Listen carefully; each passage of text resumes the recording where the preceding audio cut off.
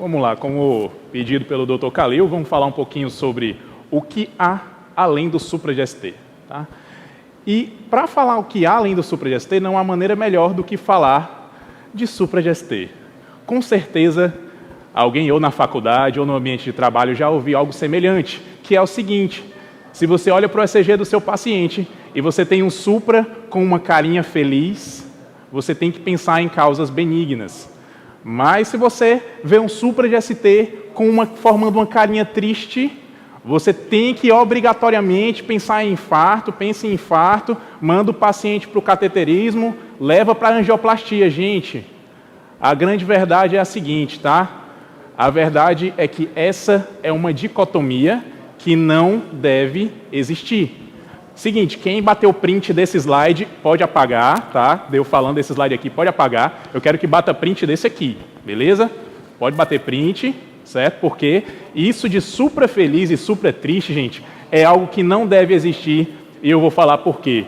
A verdade é que você não tem o direito de, primeiro, liberar o seu paciente para casa pelo simples fato dele ter um supra de ST com a concavidade para cima, muito menos de nem conversar com o seu paciente e enviá-lo para uma angioplastia de emergência por ele ter um supra de concavidade para baixo.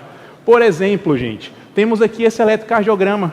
O que a gente está notando aqui nesse eletro? Ah, eu estou vendo um supra triste. Eu também estou vendo um supra triste. A gente consegue ver aí na derivação V2, a gente consegue ver aqui também na derivação V1, supra de ST, mas isso não é o suficiente para a gente dizer que a etiologia desse supra de ST é isquêmica. Qual é o contexto? Por que esse paciente procurou a emergência? Eletrocardiograma não deve ser apenas um meio diagnóstico.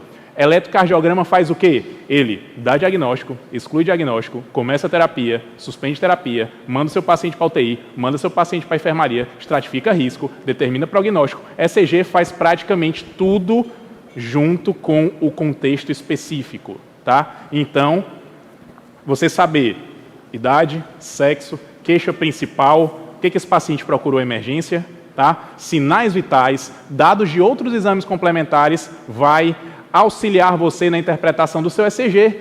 E vamos supor que esse paciente venha com mal-estar geral, venha com sensação de fraqueza e que esse paciente seja um renal crônico dialítico. A gente consegue ver aqui, especialmente nas derivações V4, V5, a gente consegue ver em V3 também, né, uma onda T apiculada, pontiaguda e de base estreita. Tá? Por que ninguém olha a base de onda T? Hein? Tem que olhar a base de onda T. A base de onda T, que é mais alargada, especialmente na vigência de imagem espelho, fala a favor de isquemia aguda, enquanto que uma onda T de base estreita, tá? A gente tem que atentar para distúrbio hidroeletrolítico, hipercalemia, para ser mais específico. Então, sim, hipercalemia aguda é causa de supra de ST, tá? E você vai mandar o seu paciente o quê? Para angioplastia? Não.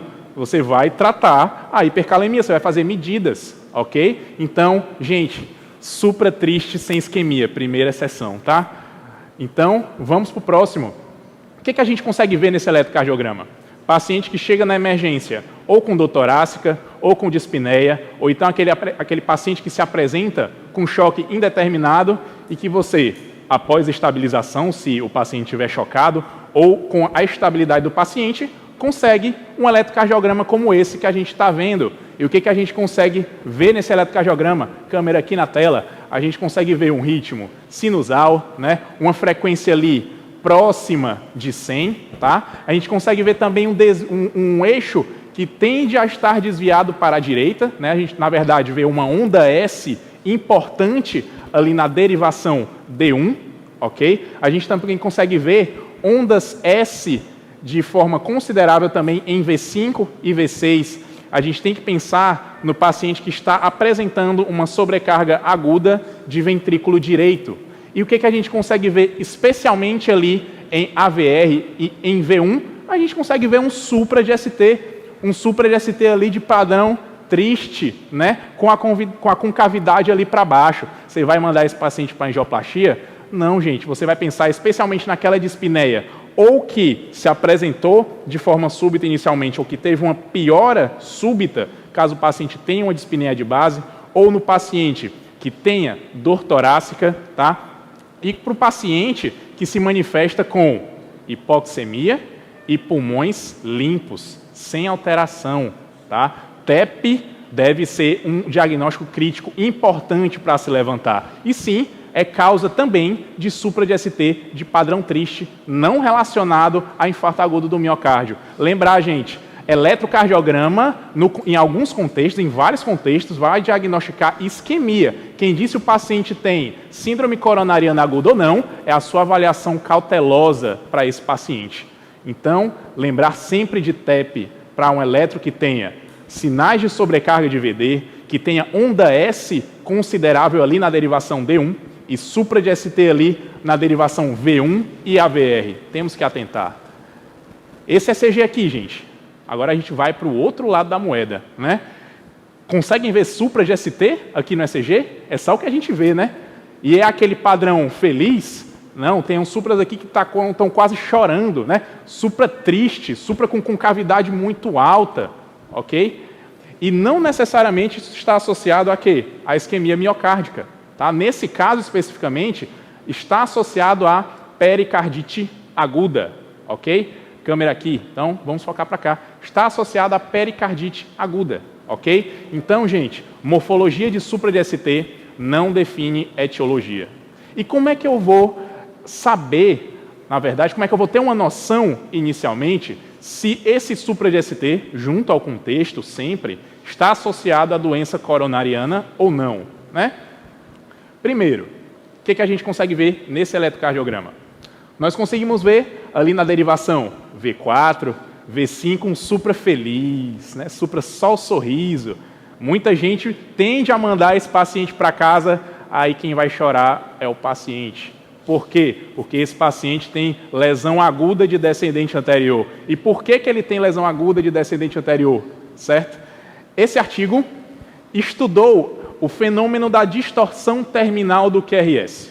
O que é distorção terminal do QRS? Diz basicamente o seguinte: o paciente que, no eletrocardiograma, nas derivações V2 e V3, tem ausência de onda S ou J, tá? Ou seja, ou nesta derivação,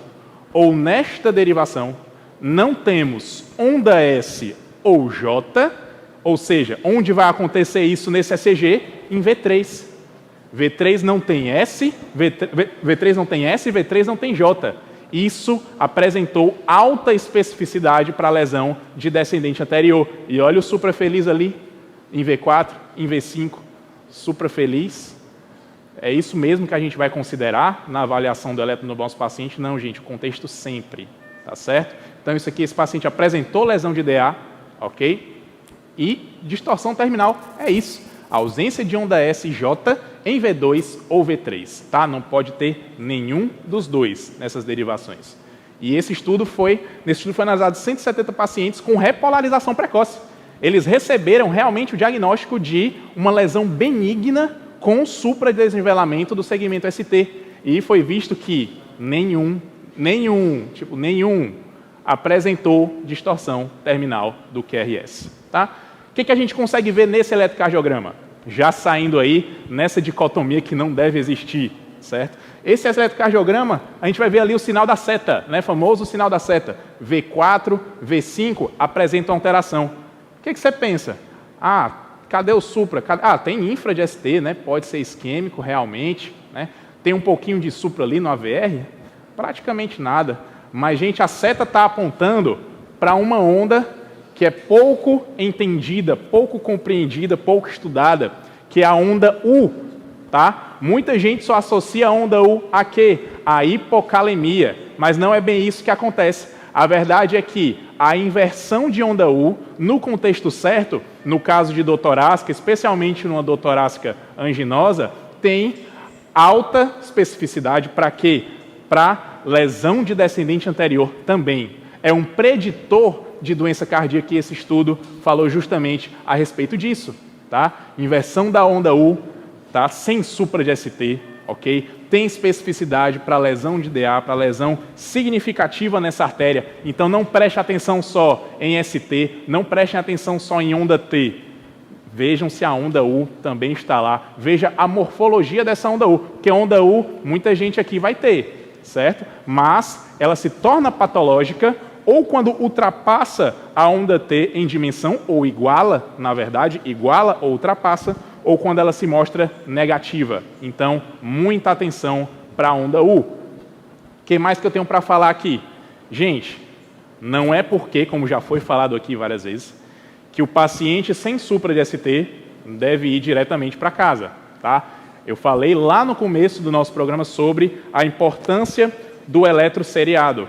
E esse aqui é um dos principais exemplos disso. Esse paciente, um paciente que tinha tendinite crônica, tá? Tinha dor, inclusive, na verdade era no ombro esquerdo. Chegou com dor no ombro esquerdo, foi solicitado o eletrocardiograma, que se mostrou igual a esse aí que a gente está vendo. E o que a gente percebe?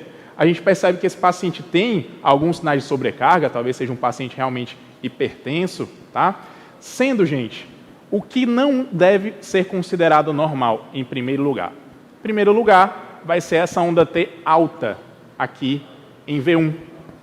Mas existe um sinal que me preocupa ainda mais no contexto de torácica de qualquer tipo, tá? Que vai ser justamente a amplitude, a altura, por assim dizer, dessa onda T em V1 em relação à onda T de V6. Então, uma onda T que se mostra alta e com dimensões maiores que a onda T da derivação V6 tem relação com isquemia crítica de descendente anterior. Então, o eletrocardiograma rodado poucos minutos após foi esse. Agora sim, vocês percebem uma alteração expressiva, né? Justamente em V2 e V3 nós vemos ondas T bifásicas compatíveis com a famosa síndrome de Wellens. Então, não esqueçam, onda T alta em V1 já não deve ser normal. A onda T em V1 deve, via de regra, ser negativa lá, beleza? E quando a altura dessa onda T é maior que a onda T em V6, nós temos que pensar em isquemia crítica na parede anterior, em descendente anterior, tá? Esse aqui foi o ECG seguinte, que mostra um padrão de onda T bifásica da síndrome de Wellens, ok? Critical Case in Electrocardiography, 2018. A onda T em V1 nunca deve ser maior que a onda T em V6. Onda T alta em V1 já deve ligar o seu desconfiômetro, tá certo?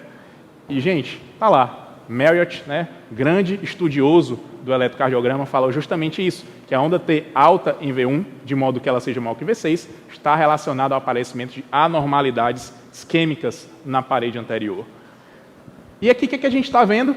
Vai ser justamente o achado do eletrocardiograma anterior, que vai ser o famoso padrão de Wellens, né?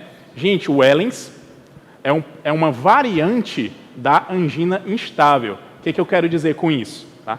Que quando eu estou avaliando esse paciente, se eu optar por seriar enzimas cardíacas, marcadores de necrose nesse paciente, provavelmente eles vão vir normais, a levemente aumentados. Mas a peculiaridade não para por aí, tá certo? Claro, o paciente que tem síndrome de Wellens, ele vai ter história de dor torácica, mas esse achado eletrocardiográfico da onda T bifásica vai estar relacionada à ausência de dor no momento da realização do ECG. Bugou a cabeça, vou dizer de novo, tá? O paciente tem história de dor anginosa, mas no momento que ele faz o ECG e tem esse achado, ele está na ausência de dor. Ok, gente? Atenção para o Wellens, especialmente no que se refere a marcadores de necrose miocárdica que podem estar normais ou levemente aumentados, tá? Então, essa vai ser a famosa síndrome de Wellens e o do eletrocardiograma vai ser o famoso padrão de Wellens. O que a gente consegue ver aqui? O paciente chegou com a sensação de coisa engraçada no peito, né? Um paciente idoso, hipertenso, e a gente consegue ver aqui um ECG que é praticamente inocente. Ninguém praticamente vê nada nesse eletro, né? Mas aí a gente percebe que o paciente trouxe um ECG de casa e nota que no ECG de base do paciente, a derivação AVL está com a onda T positiva. Enquanto que no ECG da admissão, no ECG ali do departamento de emergência, a onda T na derivação AVL está invertida.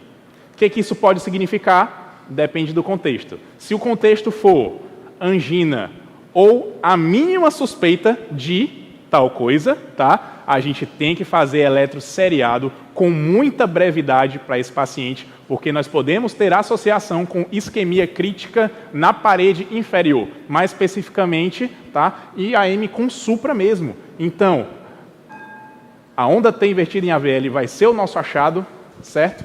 E esse é o ECG poucos minutos depois, né? ECG com supra de ST na parede inferior, esse todo mundo enxerga, mas infelizmente a ondinha T invertida ali no AVL, no contexto de angina, não é todo mundo que percebe, tá? Então, atenção também para outro preditor de supra importante, que é a inversão de T na derivação AVL.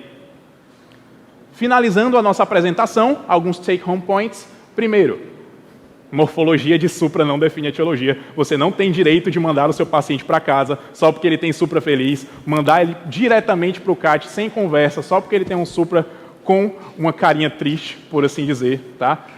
Take home point número 2, atenção para a onda U negativa como preditor de doença cardíaca e com alta especificidade para lesão de descendente anterior. 3, onda T alta em V1 não é normal, muito menos maior que a de V6. Padrão de Wellens é uma variante da angina instável, então olho vivo nesse paciente, tá? Temos que ter muita atenção nesse tipo de paciente. E 5, a inversão de onda T em AVL consegue prever alterações isquêmicas na parede inferior.